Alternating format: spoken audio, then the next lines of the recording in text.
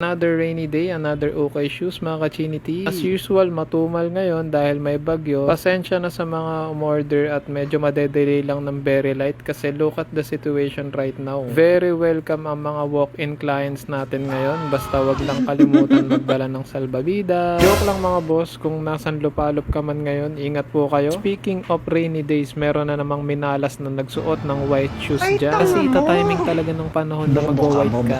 Don't worry, I got you boy. Meron akong ipapakita sa'yo na kahit kailan hindi ka na matatakot magsuot ng white shoes all season. So maglilinis ako ngayon ng not really white shoes pero mukha siyang dumihin. Alam niyo naman na pag galing sa bale or bundle okay shoe, baho at madumi ng mahabang panahon kaya dumikit na ng husto yung dirt or grime. That's the reason kung bakit nakakatamad or mahirap ng linisin. Ito yung napili ko kasi meron siyang iba't ibang types ng sneaker material. Correct me if I'm wrong, meron siyang canvas, suede, gamusa, leather at rubber. Ito nga pala yung ginagamit kong shoe cleaner, ang Chinity Pro Plus all-in-one cleaner na pwede sa all types ng sneaker materials including sensitive materials like suede, gamusa, infused with jojoba oil and aloe vera extract for all material conditioning. Alam nyo ba na ang safe pH level ng shoe cleaner para masabi mong safe to all types of material, pH level range 5.5 to 6.5.